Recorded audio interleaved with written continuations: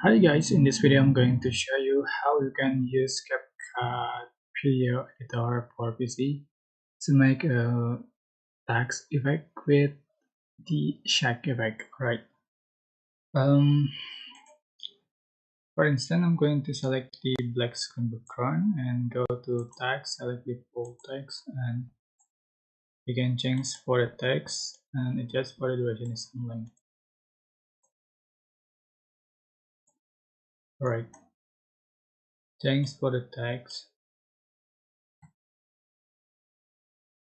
and you can change for the color.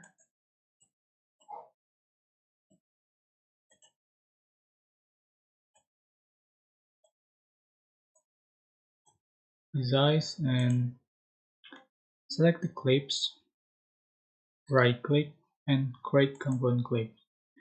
Go to Effect, select Lens and select the Shake Effect. Sorry, Nightclub, select Shake Effect. And you can see this is the final effect you'll have on your video text. I hope this tutorial was helpful for you guys. Don't forget to like, comment, share and also subscribe. Thank you so much for watching.